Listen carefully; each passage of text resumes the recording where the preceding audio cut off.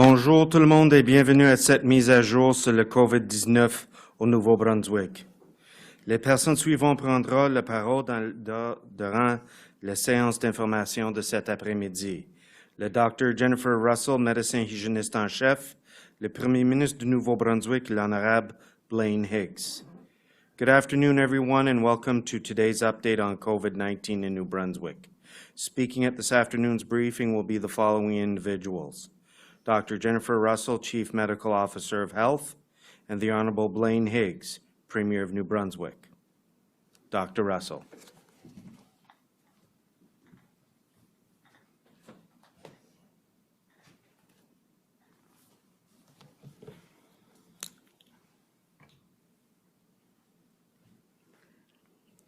Thank you, Bruce. Merci, Bruce. Good afternoon. Bonjour à tous et à toutes. Before I begin my formal remarks, I want to offer my sincere thanks to everyone who is following public health direction and working to limit the spread of COVID-19 in New Brunswick. Je remercie toutes les personnes qui portent le masque en public. Je remercie également toutes celles qui choisissent de rester à la maison lorsqu'elles se sentent malades. Enfin, je remercie toutes les personnes qui lavent leurs mains, respectent la distanciation physique et surveillent leurs symptômes. Vos efforts sont le gage de notre réussite. Nous avons appris hier qu'une personne est décédée des suites de la COVID-19. For everyone who is wearing a mask, who is able to wear a mask when they go out, I say thank you. To everyone who is staying home when they don't feel well, I say thank you, and I thank you to their employers who allow for them to stay at home when they're not feeling well. To everyone showing compassion, I thank you. To everyone who is washing their hands, maintaining physical distance, and monitoring their symptoms, I say thank you. To everyone supporting their fellow New Brunswickers during this difficult time, I say thank you. We literally could not do this without you. I also want to offer my condolences to the family of the individual who died from complications related to COVID-19, which was reported on Wednesday. I ask all of you to keep this family in your thoughts as they grieve for their loved one. Je tiens à offrir mes sincères condoléances à la famille de cette personne et je vous demande d'avoir une pensée pour cette famille qui pleure la perte d'un être cher.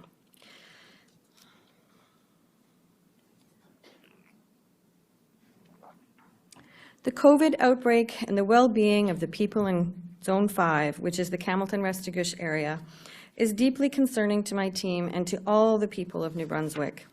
Public Health recommended to Cabinet today that Zone 5 remain in the orange level of recovery, with some additional restrictions to limit the spread of COVID-19.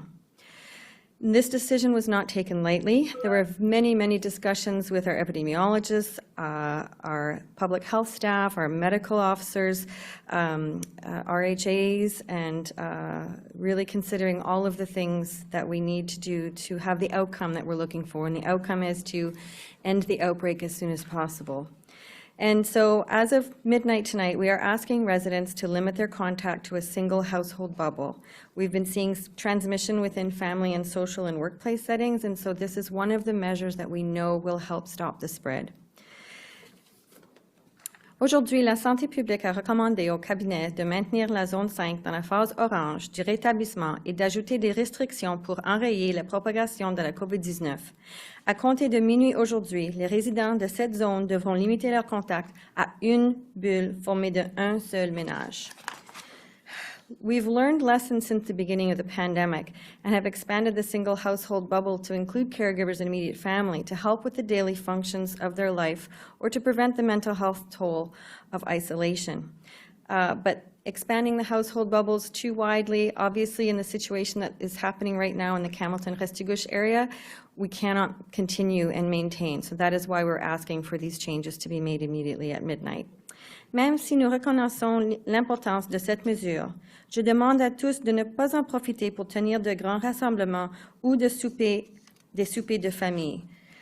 Ce genre d'événement contribue à la propagation du virus. Restreignez le plus possible votre bulle afin que cette mesure puisse être temporaire et que nous puissions le lever une fois que nous serons parvenus à contrôler l'éclosion.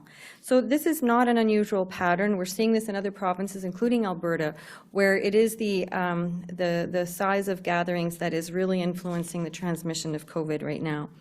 COVID-19 does not respect our health zone boundaries. Belledune, which is not in Zone 5 but is in the area of risk, will be included in these measures. Kedgwick, which is in Zone 5, is being exempted due to lower risk in this community.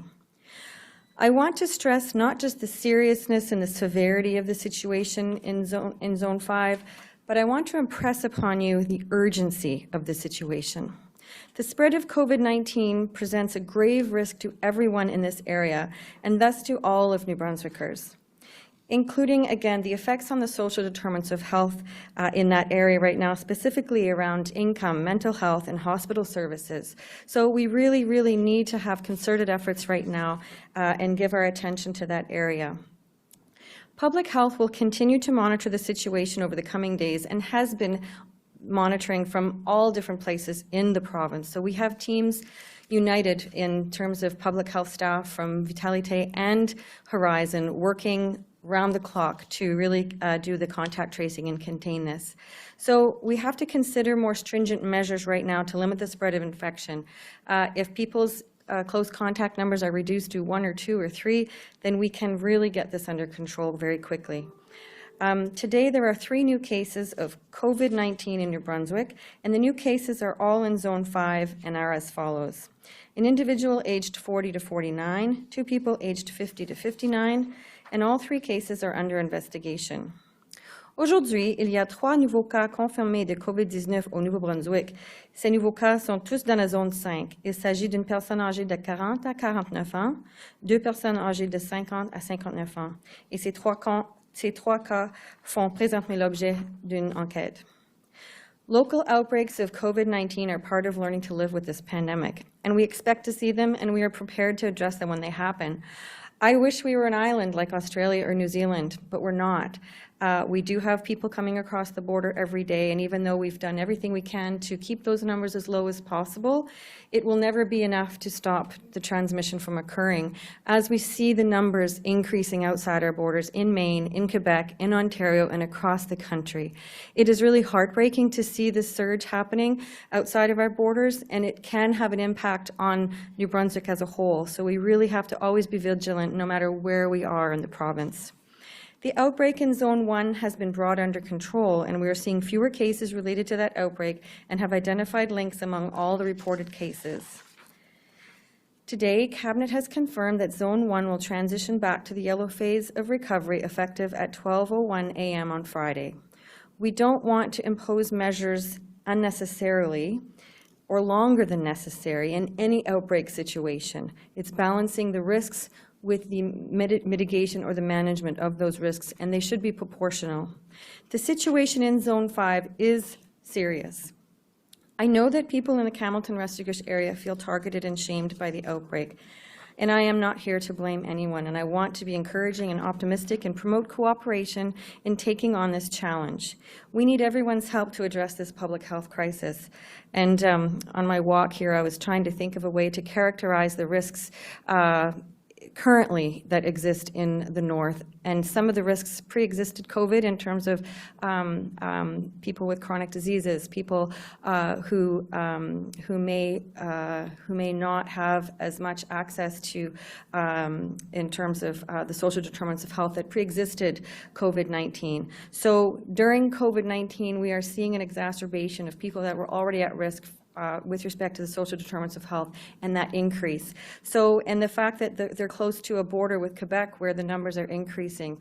So when you go camping, if you know there are bears around, you take your food and you tie it up in a tree and keep it far away from your tent. And, you know, that's supposed to keep the bears from attacking and getting at your food. But if the bears are numerous and you can't really really assure your safety, you probably shouldn't go camping. You should probably stay in your house. And by that, I just mean the risks of COVID around the country are increasing. And so it's hard to not have that increased risk impact us here in New Brunswick. So even if we do everything right, even if you did tie your food up, sometimes the bears come around anyway. So We just have to take every precaution that we can right now to protect ourselves and protect our loved ones. And there are facts about the outbreak with respect to Hamilton-Restigouche that all New Brunswickers need to understand. The first case in the Zone 5 outbreak was reported on October the 8th, and 11 cases reported the next day, leading to a decision to transition the region back to the orange level of recovery. And then within a week, the number had jumped to 43 cases, and that was in Zone 5. Zone 5. In the past week, the number of cases in Zone 5 has grown to 69, including 2 individuals in hospital and 1 death, unfortunately. We have at least 4 separate chains of infection, which we can't link to the larger outbreak. And this is a strong indication that there is community spread happening in Zone 5. And so public health continues to investigate the sources of these cases. In the course of our contact tracing, many hundreds of people in Zone 5 have been told to self-isolate in an effort to break these chains of infection. That is the only way to stop this. If I could wave my magic wand right now and tell everybody to stay home, then we would be able to stop it. We would see it stop within 14 to 28 days. But some people have to go to work. Some people, we would like children to still be able to go to school. So there are essential things that have to happen to keep the economy going, to keep our mental health protected. And again, look at all the social determinants of health in terms of healthcare services, et cetera. So some of the individuals work in our healthcare facilities, our schools, and their absence from the workplaces is putting a significant strain on our ability to deliver services in that region. That is a huge risk right now, and we're trying to manage that as well. So I am very concerned that the public health measures aimed at slowing the spread of COVID-19 have not been as successful as we would like up until now. And as I said, if I could wave my magic wand and have everybody stay home for the next 14 to 28 days, we would see this outbreak come under control in that way. But that is too harsh a measure to impose at this point in time.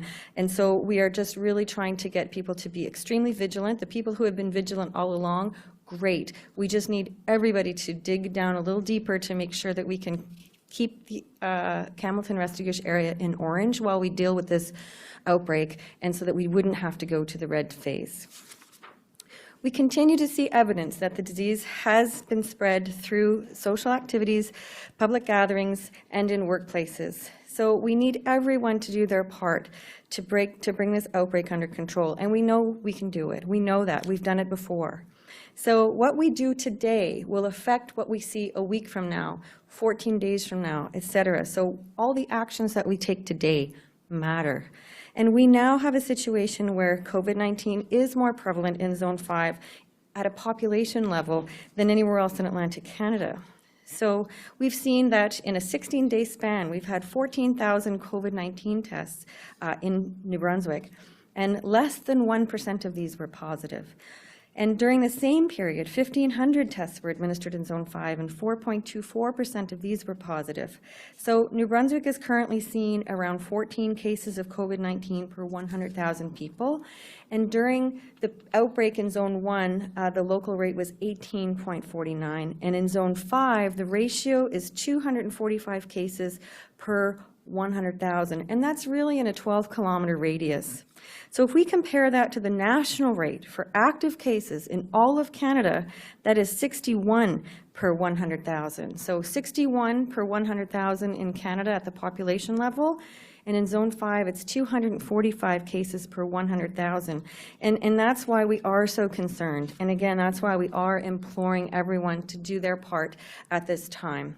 These figures illustrate while we need to get this outbreak under control quickly as we can. And again, staying in the orange while we do that is better for income and mental health and things like that, and keeping our schools open. So we would like to be able to continue to do that, but we need everyone's cooperation. Pour que nous puissions dresser un portrait clair de la prévalence d'infection dans la zone 5, le réseau de santé et vitalité procédera à un dépistage de masse dans cette région cette fin de semaine. Nous demandons à tous les résidents de la zone 5 qui pensent avoir été en contact avec un cas de COVID-19, mais qui ne présentent pas de symptômes de passer un test. Les tests seront offerts sans rendez-vous samedi de 9h à 19h au Centre civique régional de Hamilton et dimanche à 9h à 19h à l'Arena Inch Aaron de Dalhousie. Nous concentrons nos efforts de dépistage sur les personnes qui ne présentent pas de symptômes, mais qui sont susceptibles d'être porteuses de virus. Les personnes asymptomatiques ne sont pas tenues de s'isoler. Ils sont tenus, je m'excuse, il y a une erreur ici, j'ai besoin de le corriger. C'est les personnes qui sont asymptomatiques ont besoin d'isoler pendant qu'elles attendent le résultat. Zone 5 est très vulnérable maintenant. Les résidents de la zone 5 qui ont des symptômes de la COVID-19 à l'heure actuelle doivent utiliser l'outil d'auto-évaluation en ligne ou appeler le 811 pour obtenir un rendez-vous dans le centre de dépistage le plus près de chez eux. Les cas qu'on voit dans d'autres endroits comme l'Alberta, mais aussi dans l'éclosion de zone 1 et dans zone 5, on voit qu'il y a des symptômes très mineurs que les gens ont ignorés. Alors, même si vous croyez que c'est juste un écoulement de nez ou un petit rhume ou un petit mal de gorge, c'est très important de se faire tester quand même et de rester à la maison et ne pas aller au travail ou à l'école ou à être avec votre famille, vos proches.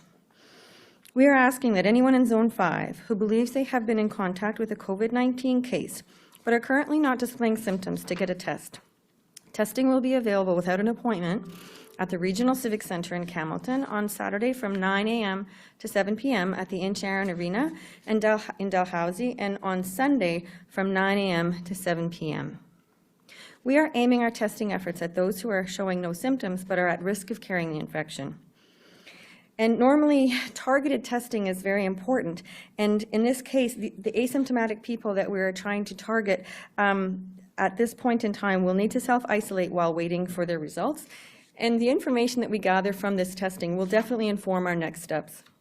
Residents who are currently displaying COVID-19 symptoms are asked to use the online self-assessment form or call 811 to book an appointment at the testing site nearest their home. And any news of any further restrictions will be hard for the people of Campbellton Restigouche to hear, and that's why we're trying to help the situation today by putting these other measures in place to see that if we can really clamp down and get this under control as quickly as possible. They have been through 2 regional outbreaks since the pandemic began, and we don't want to see any more hardships imposed on anyone unnecessarily. Again, our measures have to be proportionate to the risks and the managing of those risks. The border proximity is not ideal. Again, I said before, I wish we were an island like New Zealand or Australia, but we're not. And the measures that we are putting in place right now are vital if we are to prevent the further spread of illness and death, which the region is now experiencing. And again, sometimes you can do everything right and you can still have problems occur in terms of infection. But right now, let's all focus on doing our best to get this right at this time. Bringing Zone 5 back to the yellow level of recovery with the rest of New Brunswick will require concerted effort by everyone in the Campbellton-Restigouche region, but it's also involving people from all around the province right now who are chipping in and helping with respect to contact tracing, etc. We would love to hear shout-outs from other zones in terms of, you guys can do this, we got this, we're all in this together. Please limit your contacts to 1 household bubbles. When you do go out, limit your contact with others and maintain 2 meters of physical distance. Assume that everyone has COVID-19 and act accordingly. Wear a mask when you go out and keep a spare mask with you at all times. Monitor yourselves and your family for symptoms of COVID-19 and seek testing as soon as symptoms emerge. If you don't feel well, even slightly under the weather, don't take a chance, stay home, don't risk infecting others. Si vous ne sentez pas bien, ne serait-ce qu'un peu, restez à la maison. Ne prenez pas le risque d'infecter d'autres personnes. We have seen cases in both regional outbreaks resulting from people going to outside of their homes with what they just thought was a cold. So taking a day off can literally save lives in this outbreak. Getting tested can save lives. Wash your hands regularly and thoroughly. Follow all public health directions, as no single measure will make the difference by itself. They are designed to be used together to keep you and your loved ones safe and healthy. Our lives, our livelihoods, our mental health, our physical health, our education, all of these things matter, and are important at this point in time in how we go about managing COVID-19. And I do want everyone in the Hamilton-Restigouche region to know that you have the support of every New Brunswicker. If you have friends and family in this area, please reach out to them and let them know that we are all thinking of them. I am convinced that the measures being announced today will make a difference in arresting the spread of COVID-19 in Zone 5. By working together and supporting each other, I am sure that we can get through this. We have done it before, and we can do it again. Thank you very much. Merci.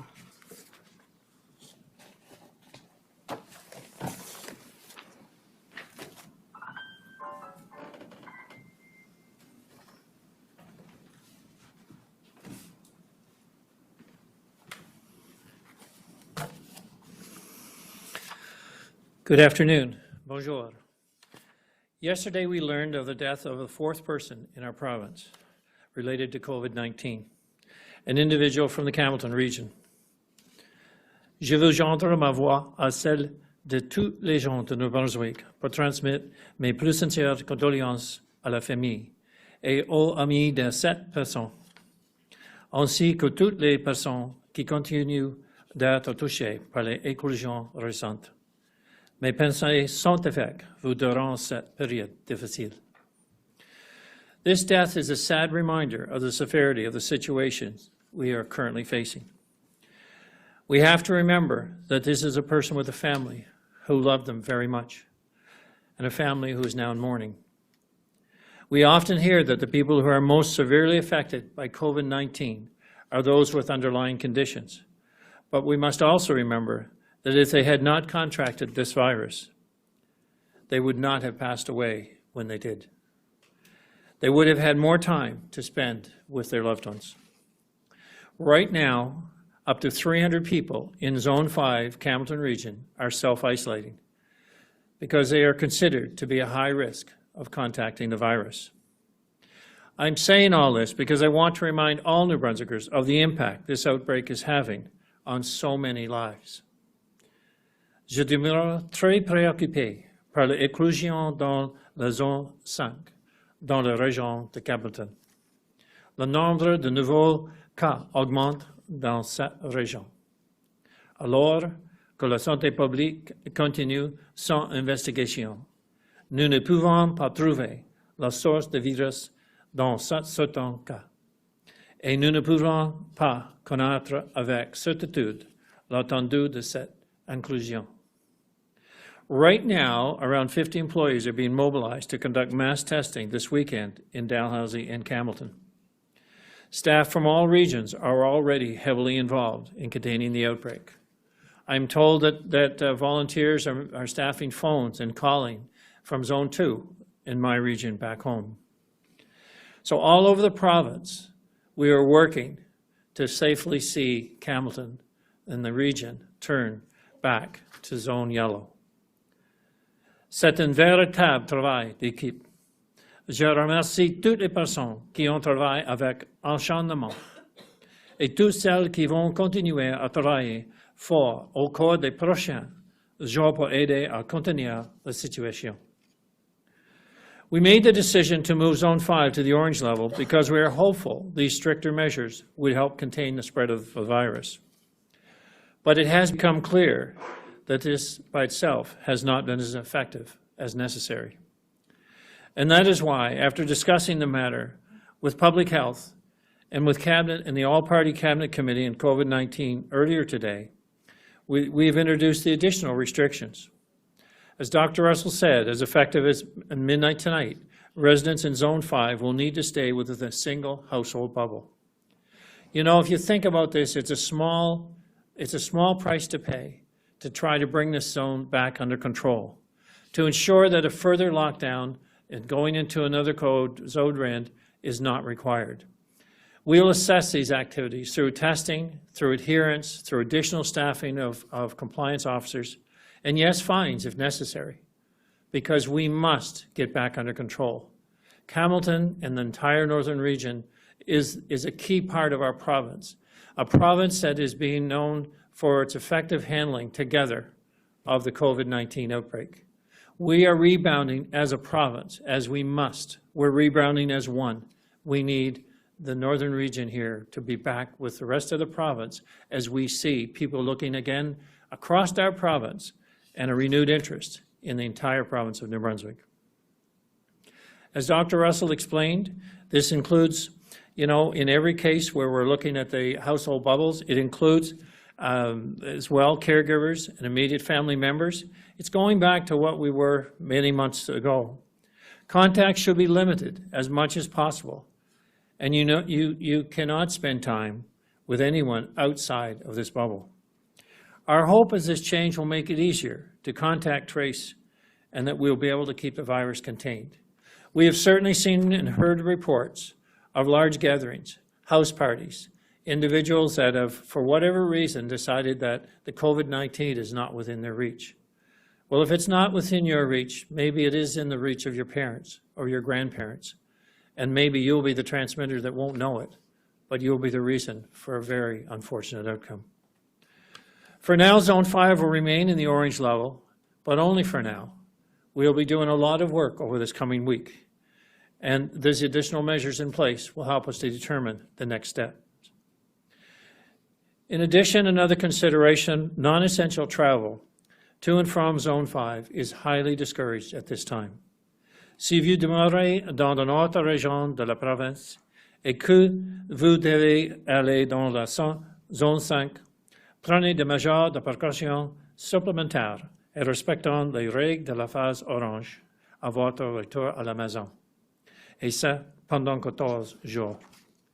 Et si vous demeurez dans la Zone 5 et que vous devez aller dans une autre région de la province, nous vous demandons de respecter les restrictions associées à la phase orange partout où vous allez. Peace officers within the Department of Justice and Public Safety are in the region and are focused on education and enforcement to make sure everyone is following the rules. Just yesterday, these officers visited 29 businesses in Zone 5. They inspected the premises, checked for operational plans, and made notes of mask adherence and usage. Compliance orders were issued to 5 businesses that were unable to provide valid COVID-19 operational plans. Officers will be following up with those businesses over the next few days to ensure these plans are in place. If they are not in compliance, the next step will be to issue fines. This isn't a step that we wanted to take, but we do expect compliance from all businesses and individuals. And we do need that to control this outbreak and to ensure that we can move the community back to the yellow phase. Pour l'instant, la population de la zone 5 peut s'attendre à voir un plus grand nombre d'agents du ministère de la Justice et de la Sécurité publique que l'habitude dans la province. Les agents vont continuer de mettre l'accent sur la sensibilisation du public. Mais si les gens refusent de respecter les règles, elles se verront imposer des pénalités. We are currently exploring the possibility of introducing new measures for essential workers who travel. I expect that we'll have more details on that when they are worked out in the days ahead. Pour le moment, je veux rappeler que toutes les personnes qui voyagent à l'extérieur de la bulle atlantique pour des raisons non essentielles doivent encore s'y isoler pendant 14 jours de retour dans la province. Over the past few days, the Zone 1 Moncton region has continued to move in the right direction. We have not seen many new cases in this area of the province, and we have been able to quickly find the source of cases through contact tracing. The diligence of our health team in tracking down and identifying is so important for us to be able to move back in this region, back to the yellow phase. So as expected, Moncton will be returning to the yellow level as of midnight tonight. This means people living in Zone 1 will be able to reconnect with close friends and extended family outside of their 2-household bubble, although groups should continue to be limited. Les rassemblements publics de 50 personnes ou plus, l'intérieur et l'extérieur, sont de nouveau autorisés en respectant la distanciation physique. Toutes les entreprises et activités qui ont de fermer durant la phase orange peuvent de nouveau ouvrir, en respectant les lignes directrices de leur plan opérationnel relatif à la COVID-19. While masks are still mandatory in all indoor public spaces and unofficial indoor public gatherings, they are not mandatory when participating in outdoor activities in this zone. Zone 1 is a positive example of what can happen when everyone follows the rules. But we cannot take the risk of allowing COVID-19 to continue to spread in Zone 5. We need every single resident to do their part. Otherwise, we'll have no choice but to move further back into a higher level zone in Zone 5, a higher level that would be Code Red. Think about the impact this has. Think about the impact it has on schools closing, parts of the economy shutting down. So it's not about anyone as an individual, it's about your entire community. And it's about doing your part. So if you're able to help our officials as they're trying to trace how you experienced your COVID, if you've had the COVID or you have it now and been diagnosed, you need to disclose any information you can, because that helps us. If we're able to trace and we know where it came from, then we're able to continue to move in a positive direction.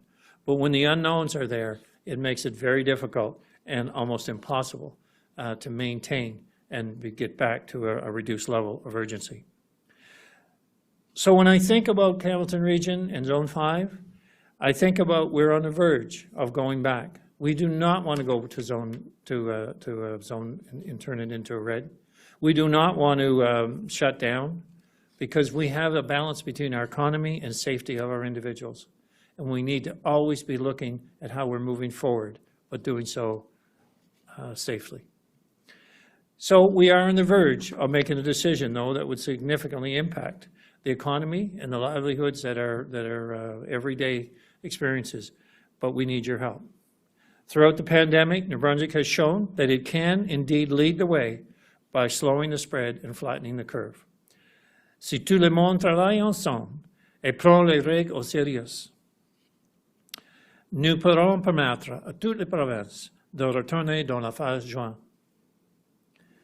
Nous connaissons présentement un recul, mais on respecte les directives de la santé publique et l'ordonnance d'urgence. Nous pourrons redresser la situation. Individual actions can help our entire province return to this new normal in life with COVID, and gets us back to what we've been enjoying the last few months, where life maybe almost seemed normal, but it's normal with COVID and normal for as long as we're without a vaccine, but one that we can live with and we can continue to grow and thrive and survive with. And once again, New Brunswick will be a leader in our country in addressing and dealing straight on with the COVID outbreak. Thank you. Merci.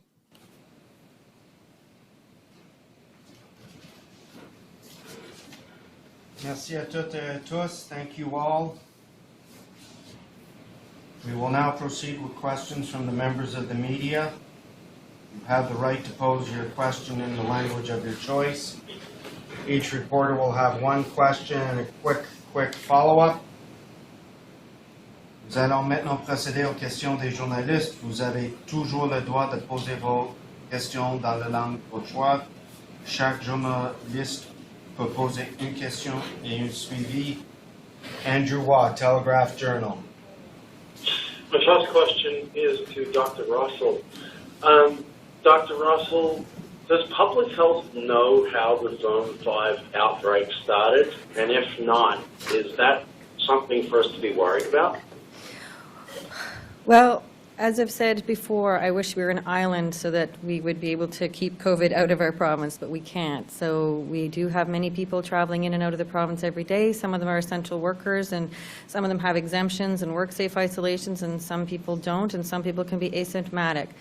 Because we couldn't trace it, the significance of that with respect to how it got into Zone 5, it meant that it could be community transmission. So we've been worried about this since the beginning. And then when we had 2 more unlinked chains of transmission, that made us even more worried about the fact that, okay, if there's community transmission, then what are the steps that the community needs to take? What are the steps that public health needs to take, the hospital system, et cetera, to contain the outbreak as quickly as possible with all the means that we have available to us?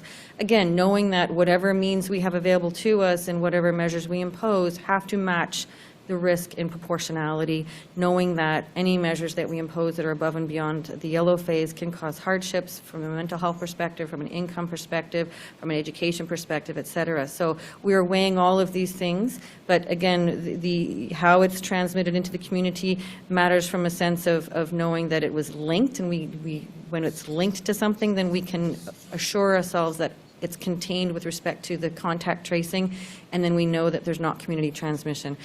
Obviously, in this situation, we know there is community transmission happening, and that's really concerning. So that's why we're trying to gain control of the situation by imposing the measures that we are today to avoid going to the red phase and keep, again, keep the schools open, keep business open, keeping people's mental health protected, et cetera. So that's our goal right now, is to get it under control as quickly as possible and get back to the yellow phase as quickly as possible.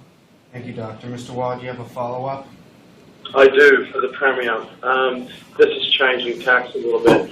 Premier, Liberal leader Roger Melanson put a press release out this morning saying that Dominic Carty needs to apologise for bullying the Auditor General. Does he need to apologise? Do you have any issues with the comments that he made about the report? I think what Dominic said was in relation to expressing the need to look at the facts of how the school was selected. You know, I wouldn't for a moment question that over the past there have been many schools that have been politically selected, but this isn't. I don't believe this is one of them, and I think the facts will show that very clearly.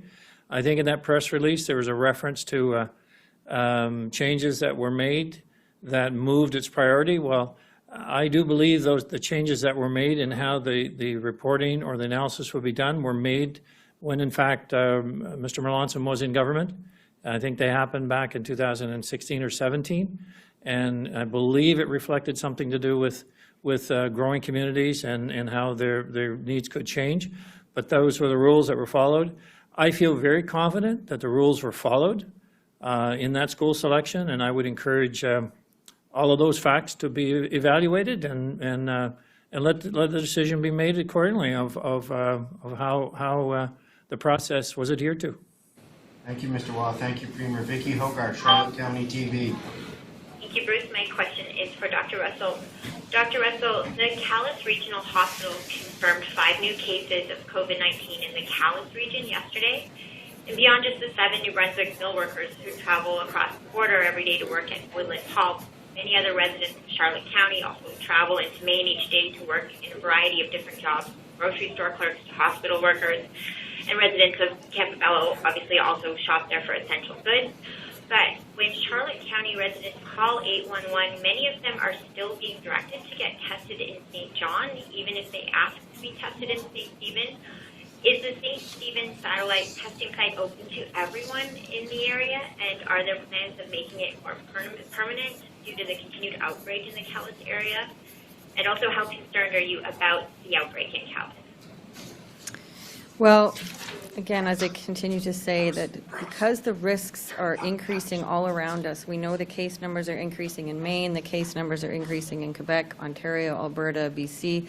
I don't think there's anywhere in the country and anywhere south of our border and to the west of our borders that the cases are not increasing. So I am very concerned about all of the case numbers increasing outside our borders, and that risk being the impact of those risks increasing outside our borders means that the risks are increasing inside our borders because of the travel back and forth. So the Premier mentioned that we will be implementing a voluntary testing strategy to address the essential workers who come back and forth across any border at this moment in time, and that would be a voluntary precautionary basis, and it would be 3 times a week, and that would be an extra measure of managing those risks. Again, we can't eliminate them completely, so it's a matter of trying to manage them. And with respect to the pop-up centers, my understanding is that actually, there had been pop-up centers. I'm not sure the status of the pop-up centers right now, but I can definitely get back to you on that and get more information from my regional staff. But certainly, again, the risks are not going to decrease. They're going to continue to increase, and so we have to keep evolving and changing our strategies to address those risks. Ms. Hogarth, do you have a follow-up? I do, Bruce. Thank you, Dr. Russell. My follow-up is for the Premier. Premier Higgs, if the outbreak in Calais continues, will you consider limiting the number of trips or monitoring the trips Campobello Islanders take into Maine for essential goods? And are there talks of extending the Campobello ferry beyond December at this point? Secondly, I guess in relation to the second question on talks beyond December, not that I'm aware of, that there's anything at this stage, not that I'm involved with in any case. The other case of ensuring that residents are able to get through Maine, to get to New Brunswick, I mean, that has always been a priority for us, regardless of the situation in Maine, so that people can transit and get back into Canada. So we will continue to monitor the case there, but work with the federal authorities, and certainly we'll ensure that capability continues to exist, because we recognize the absolute importance of those residents to have access to their own country, and we'll ensure that takes place. Thank you, Ms. Hogarth. Thank you, Premier. Timothy Jakes, Campbellton Tribune. Yes, this is for Dr. Russell. And the question is, last week you said asymptomatic community testing wasn't necessary in Zone 5. You said we have seen that across the country and in other jurisdictions where asymptomatic testing is not really garnering results, to point to its efficacy any longer from a human resources perspective, but also from a materials perspective and the equipment we need. So what's the reason for the change in view?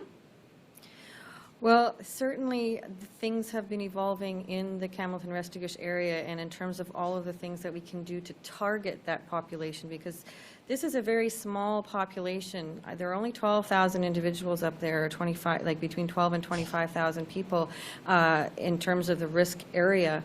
And so because we know that we've been able to do that testing before on a mass level, and again, because we knew what the challenges were the last time we did that kind of testing, we just want to be very judicious. And talking with my colleagues, my regional medical officers of health, the epidemiologists, speaking with the regional health authority staff, and you know, everybody involved in trying to get this outbreak under control. And the fact that there is community transmission right now is really what's the impetus for doing that testing. Thank you, Doctor. Mr. Jakes, do you have a follow-up? Yes, I do, and it's also for Dr. Russell. The mayor of Atholville and MLA Guy Arsenault felt that your comments and those of Premier Higgs earlier in the week were unfairly blaming Zone 5 for its misfortune, and would discourage those who are doing their best to comply, often under very trying circumstances. Given you have said the virus can show up anywhere, that we should not point fingers and that we should be kind to each other, do you regret saying that? Well, you know, this outbreak in Zone 5 has been challenging and heartbreaking in the sense that, you know, we don't want any area of the province to undergo undue stress and strain. You know, my job is to inform the public so they can take appropriate actions. I definitely would never have intended my comments to come across as blaming. Really and truly, the stress and worry and frustration that people have right now is real and is very normal. And it's very, very difficult. It's a very, very difficult time for that community. And so what we know is that, you know, going through a global pandemic has very dramatic effects on our lives, and coping with those changes and those things that we can't control, that are outside of our control, are really challenging in terms of our sense of well-being. So many individuals right now are challenged with this and have been all along. So I am very sorry that New Brunswickers are bearing so many hardships. I mean, particularly in Zone 5. It is very challenging, and I would like my message to be encouraging, optimistic, and educational in a way that increases understanding and cooperation and results in protecting our entire population from COVID-19 and all the negative aspects and impacts that can have on our mental health, our income, our economy, and our social connections. So again, my job is to inform the public, to allow them to take actions that protect their health and the health of their community. Thank you, Mr. Jakes. Thank you, Doctor. Pascal Rachnog, l'Acadie Nouvelle. Oui, bonjour. Ma question est pour la médecin hygiéniste en chef. En ce moment, à partir de ce soir, la zone 5 va être la seule en phase orange de déconfinement. Est-ce que la santé publique explore en ce moment des mesures plus coercitives pour limiter l'entrée et la sortie des gens de la zone 5? Par exemple, des barrages routiers ou des contrôles ou des choses comme ça? Non, pas à ce moment-ci. C'est vraiment nos avis et nos directives maintenant de ne pas voyager, sauf que si c'est pour le travail, de quoi essentiel. Puis je crois que l'information qui est sur notre site web donne les détails sur tout ça. Alors, c'est vraiment juste pour limiter. On ne veut pas que les gens voyagent là pour des raisons non essentielles, puis on ne veut pas que les gens voyagent en hors de ces régions pour des raisons non essentielles. Merci. Et puis mon follow-up, c'est pour la Dr. Russell également.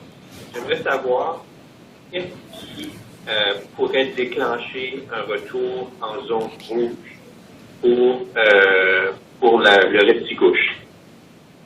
Monsieur Rachnog, peux-tu répéter la question encore, s'il vous plaît? Oui, il n'y a pas de problème. Donc, je me demande, la question est pour la Dr. Russell.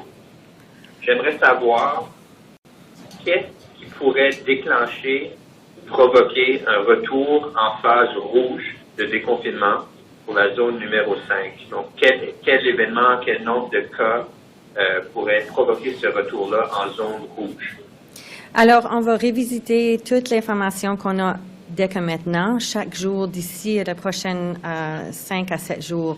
Et à ce moment-là, si on voit que toutes les mesures qu'on a mises en place depuis maintenant, aujourd'hui, parce que vraiment le changement qu'on fait aujourd'hui, c'est que on veut que les gens n'ont qu'un bulle d'un ménage maintenant. Alors, si on voit que ce changement et le comportement des gens au sujet de l'effet de porter les masques, l'effet de dépistage, l'effet de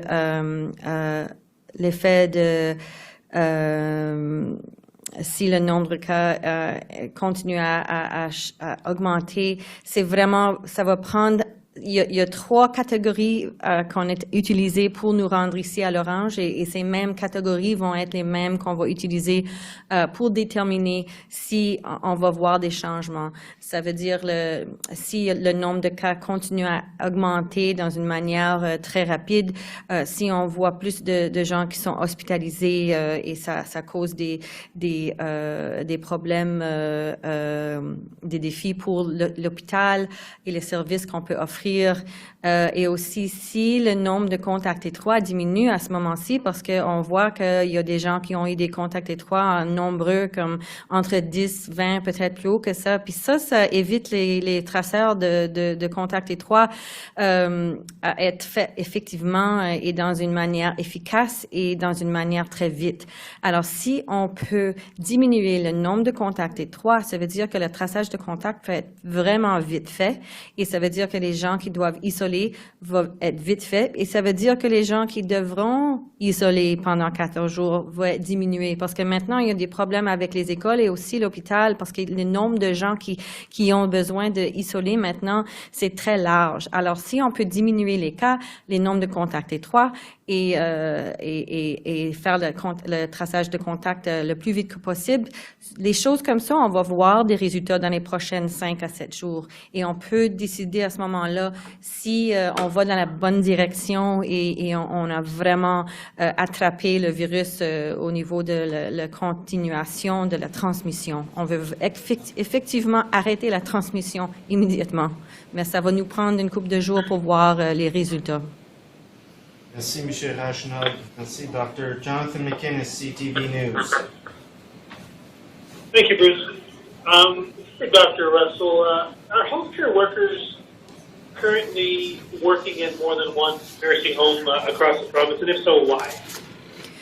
So this is a topic that's been on the table since the beginning of the pandemic, and we have worked very, very closely with social development to make sure that every single nursing home, long-term care facility, and ARF, adult residential facility, has an outbreak management plan and protocols in place to protect the safety of the staff as well as the residents.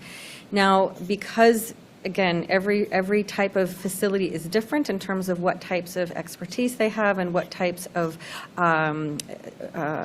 layout in terms of how the rooms are and if people share rooms. The level of cognitive ability with respect to people with dementia, et cetera.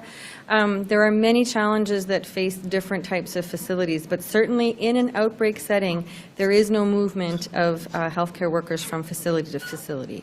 So, and again, we have worked very closely with social development from the beginning, and again, because we keep learning from each outbreak with respect to now having EMP and involvement with respect to the prompt teams, we are really, again, continuing to build on the guidance that we've already given them, and the workers are involved in that, and because we've done some auditing with them, we are helping them target the places that need extra help in terms of managing all of the direction that we've provided so far. Mr. McInnes, do you have a follow-up? I do, and it's for the Premier. Premier Higgs, has any thought been given to reworking the recovery phases to allow for fewer restrictions on businesses while we're in these phases? I think that's a good question, and yes, there have been thoughts given to that, and I think it's because the more we see businesses following public health rules and doing so diligently, it allows us to think about, okay, if we have to make significant changes, what businesses are most impacted, and how have they shown, and how can they mitigate the changes. And I think many businesses have been exemplary in how they've managed and protected the public, and at the same time allowed their business to keep rolling. So yes, we've learned from that, and that is a consideration, and I think it'll continue to be as we evolve, because our goal is to try to do both, protect citizens and ensure they have a livelihood to live and survive within as well. So it is very much under active consideration. Our compliance checks will allow us to learn from where things maybe are doing really well in how they're protecting, advising others, and keep us moving in a positive direction. Thank you, Mr. McInnes. Thank you, Premier. Shelley Steeves, Global. Yes, thank you. My question, is for Dr. Russell. Dr. Russell, we're returning back to phase yellow in zone 1. I'm just looking for an update on what the situation is at this point at La Manoir. Are we still seeing, is there still staff there? Is there still public health staff helping out to care for the residents? Are we still seeing ongoing testing there? And I know before we moved into the orange phase when the outbreak first started at La Manoir, we saw some of the senior care facilities in the region start to really tighten up their restrictions. So I'm wondering, even though we're going back to the yellow phase, what your recommendations are there. So basically, how things are going at the Manoir is that they are going in the right direction, and we're pleased with the help from the prompt teams and EMP. So mass testing was recently performed this past Monday on all the residents and employees, and all the results came back negative. So in that regard, it's going well, and we're pleased with how things are going in terms of the ongoing care in that facility. Steve, do you have a follow-up? Yeah, so the recommendation is that for other senior care homes in the region, as we go back to the yellow phase, that basically kind of business as usual for them with respect to visitation in the yellow phase? I don't have information on what the other facilities are doing in that area, but my understanding would be that in the yellow phase, they have their protocols based on that phase. So in terms of visitation, that would be the guidance right now. Thank you, Ms. Steve. Jean-François Boisvert, l'Acadie Nouvelle. Oui, ma question serait pour le Dr. Russell. J'aimerais savoir, est-ce que vous pouvez m'expliquer à quoi va vous servir exactement le dépistage massif dans la zone 5 prévu pour cette fin de semaine? Parce qu'à ce stade-ci, est-ce que ça n'aurait pas été plus pertinent de tenir cet exercice plus tôt dans l'éclosion que de demander à des gens de se rendre là de façon massive et peut-être même pas se côtoyer, on l'espère, mais quand même peut-être rentrer en contact, c'est pas plus dangereux? Alors, au fur et à mesure qu'on a eu différents résultats puis différentes informations sur l'éclosion, c'est ça qui informe nos décisions pour nous avancer dans cette situation. Comme j'ai dit tout à l'heure, l'effet qu'il y a de la transmission communautaire qui existe, c'est ça qui nous concerne le plus maintenant parce que les liens n'ont pas pu être faits avec l'éclosion comme telle. Alors, il y a 3 différentes chaînes qu'on ne peut pas lier maintenant. Alors, ça nous inquiète assez. Puis c'est vraiment récent. La 3e cas qui était non lié, c'est vraiment cette semaine. Alors, et il faut nous donner, on donne le traçage de contact environ 24 à 48 heures pour déterminer que non, on n'a pas trouvé un lien. Alors, c'est ça. Il fallait qu'on vraiment, pour déterminer qu'il n'y avait pas de lien, il fallait donner du temps à la traçage de contact. Et c'est pour ça qu'à ce moment-ci, on veut offrir la possibilité de se faire tester dans toutes les gens qui n'ont pas des symptômes, parce que les gens qui ont des symptômes devraient être demandés par une test en ligne pour appeler 811 ou aller en ligne. Et les contacts étroits auraient dû être testés si c'était recommandé par la santé publique, si ont eu des symptômes, etc. Alors, je crois que tous les contacts étroits ont été testés et même si il n'y avait pas des symptômes, puis les gens qui n'étaient pas des contacts étroits, s'ils ont des symptômes, ils devraient se faire tester à ce moment-ci. Et maintenant, on va offrir les tests pour les gens qui n'ont pas des symptômes. Mais quand on va faire le dépistage des gens qui n'ont pas des symptômes, il faudra qu'ils sont en auto-isolement jusqu'à temps qu'ils reçoivent leurs résultats. M. Boisvert, as-tu suivi?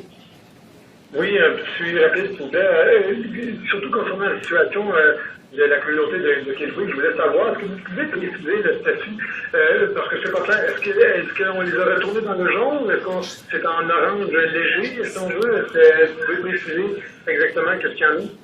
Alors, il y a 2 endroits où il fallait changer quelle zone qui appartient durant cette éclosion à cause des différents risques. Alors, à ce moment-ci, Belle-Dune va être inclus avec zone 5, Kedgwick ne va pas être inclus à zone 5. Et puis c'est vraiment à cause des différences dans les risques dans cette éclosion à ce moment-ci. Merci, M. Boisvert. Calum Smith, Global News. Thanks, Bruce. Question for the Premier on a different course about transit, actually. Premier, I know several months back you said municipalities could use safe research funding for transit, but at the same time you denied federal money specifically for transit.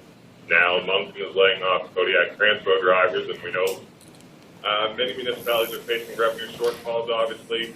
So what will you do to support municipalities in the transit situation, and is it too late to get federal money? Well, firstly, a correction. I denied any funding for transit, so that's not a fair statement. Secondly, we did receive money from the federal government for COVID restart, of which 40 million of that was related to municipalities.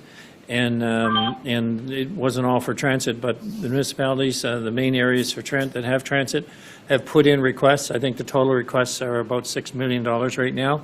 We said that we would fund that even before the federal money came, and in fact that is underway, and the facilities the municipalities should expect to receive their money next week.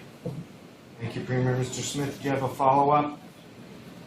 Yeah, I guess just to clarify, so opted out, I guess, is fair for the transit, but for Dr. Russell on the second question, I think you answered this in French, Doctor, but I'm wondering how close Zone 5 is indeed to the red phase. I see the criteria on the government website, and I thought you mentioned there were 3 instances of community spread, but how close are we to meeting the requirements to go back that alert level, and what are the protocols that are closest, I guess, to tipping the scales? So I'm still here just on the latter part, just for further clarification. So the second level of transit funding was for big cities, for subways, infrastructure, and trains, and that sort of situations that we don't have. So it wasn't a case of opting in or opting out. It was a case that we do not have that sort of infrastructure here in New Brunswick. Thank you.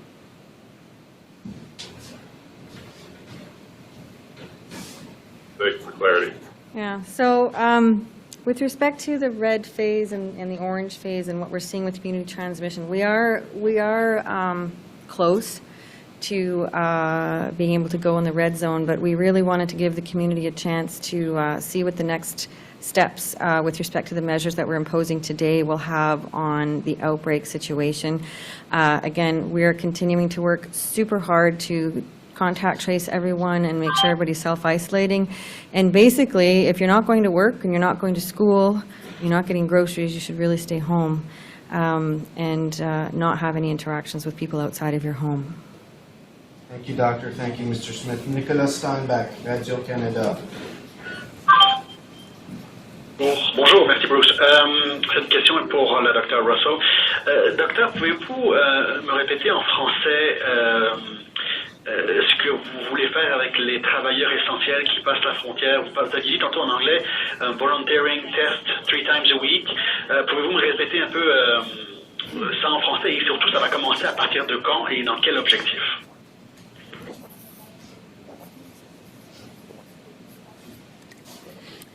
Oui, et aussi la question avant la tienne, la vôtre, c'était, il voulait que je répète plus en anglais.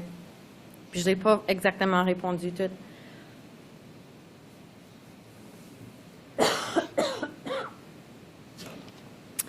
Alors, c'est une stratégie volontaire, puis ça serait que les travailleurs essentiels qui travaillent sur un côté du frontière et demeurent sur l'autre côté, puis va-et-vient chaque jour. Ces personnes-là peuvent, n'importe quelle frontière, si c'est celui avec Québec ou celui avec les États-Unis, ils peuvent se faire tester volontairement 3 fois par semaine. Et on ne peut pas éliminer les risques hors de notre province. On ne peut pas éliminer les risques de nombre de cas qui augmentent. Tellement, c'est vraiment sérieux hors de nos frontières, dans le Maine, les États-Unis, Québec, Ontario, les autres parties du Canada. Les nombres de cas augmentent tellement vite. Moi, je ne peux pas changer le risque hors de notre province. Tout ce que je peux faire, c'est comme avec les choses qu'on peut gérer avec les risques, c'est augmenter le testing et cette manière de le faire volontairement, ça va diminuer les risques un peu, mais ça ne va pas éliminer les risques, ça ne va jamais être zéro. Et ça commence quand, Dr. Russell, juste pour préciser? Immédiatement. Immédiatement. Ma deuxième question, Bruce, ma relance, c'est pour M. Higgs. M. Higgs, encore aujourd'hui, on voit 22 nouveaux cas en Gaspésie. Est-ce que vous êtes satisfait des mesures qui sont prises au Québec et à la frontière, surtout en Gaspésie, jusqu'à maintenant, ou ça vous inquiète?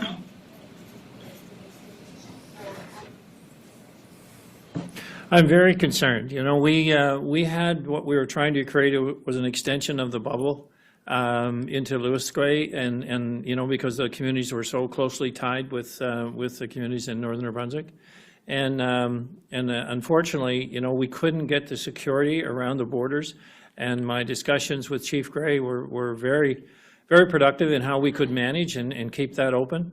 But because we couldn't get the highway security that we wanted from the Linguistic community into Quebec, we were unable to keep our border open from between our two communities in New Brunswick and Quebec. So that I am very concerned, and the level of outbreak in the province has certainly led us to be more vigilant. I'm speaking with my colleagues, you know, in PEI in Newfoundland and Nova Scotia. You know, they recognize we're on the front line, and you know, our regions and certainly in northern New Brunswick, northwestern New Brunswick are right there. They're so border management is crucial, and we will continue to be diligent in that regard. Merci, M. Steinbeck. Merci, M. Premier Ministre. Doug Dickinson, Bugle Observer. Hi, this is a question for the Premier. The Heartland Mayor and CAO refrained from wearing face masks or any PPE at a post-council meeting Monday night. What expectation does the province have for municipal staff wearing masks at indoor public meetings? And have these guidelines been communicated to the municipalities? What actions can the province take if municipal leaders ignore or refuse to adopt public health measures? Well, it all depends if they're in the yellow phase or the orange phase, and we have very detailed Q&As and detailed information about what indoor masking for the public means in public spaces and offices. So the rules around if you're in a hallway, if you're in a cubicle, common areas, that the guidelines for masks have been sent to the municipalities, so they have that information. And again, we can only encourage people to follow those recommendations. Obviously, we're trying to protect everyone in the entire province. And again, the difference between masking indoors in yellow and orange and masking outdoors in the orange phase, again, we're just trying to do our best to protect everyone. Mr. Dickinson, do you have a follow-up today? Yes, I was just wondering what the Premier's thoughts are on that incident.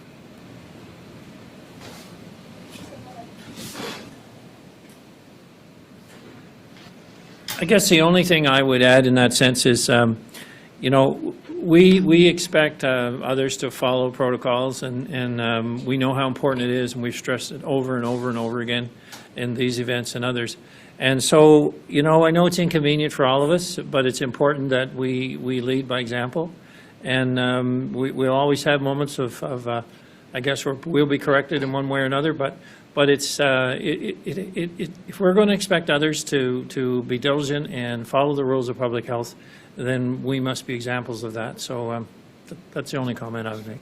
Thank you, Mr. Dickinson. Thank you, Premier. Geneviève Normand, Radio-Canada.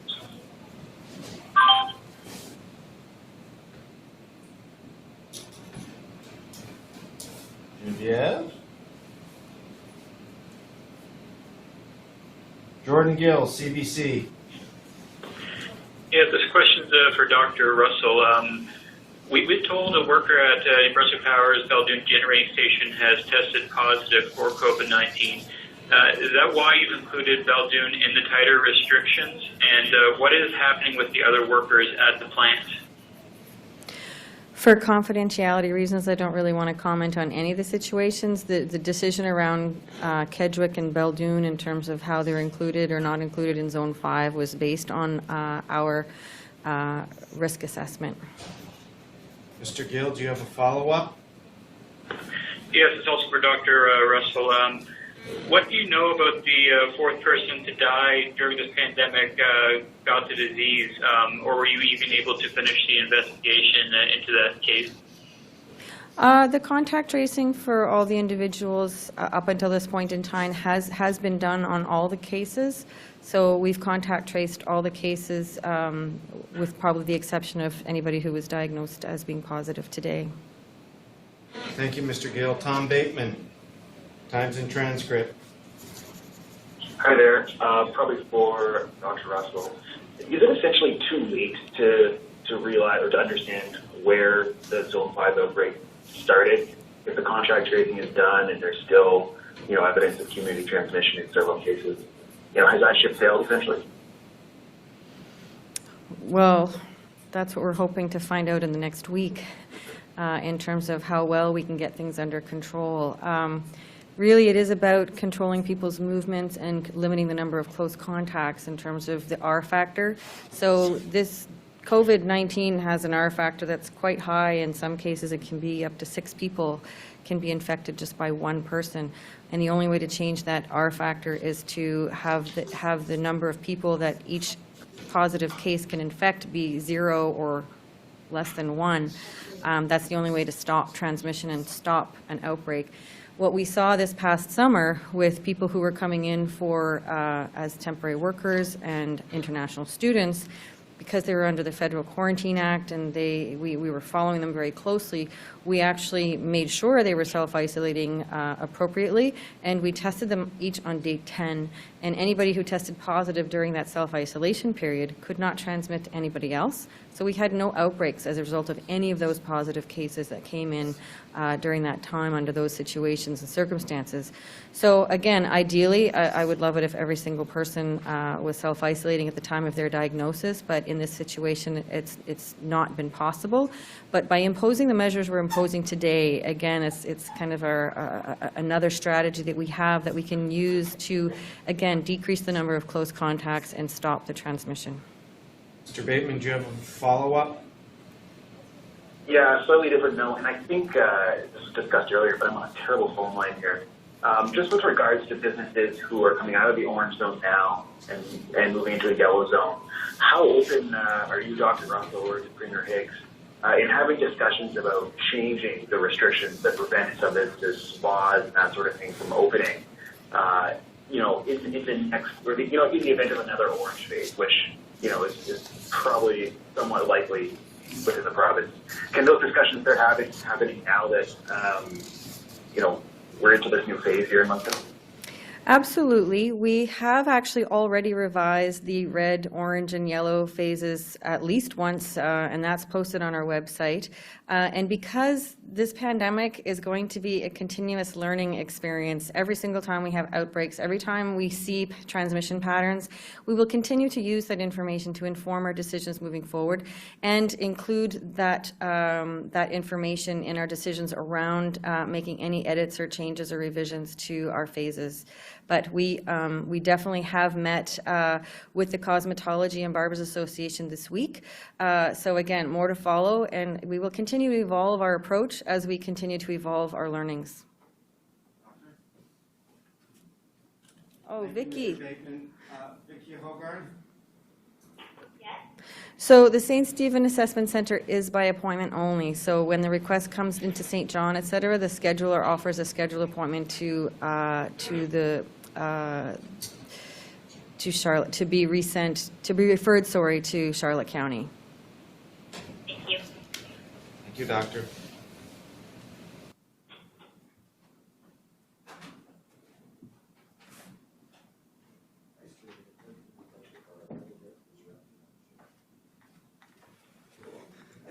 That concludes today's update.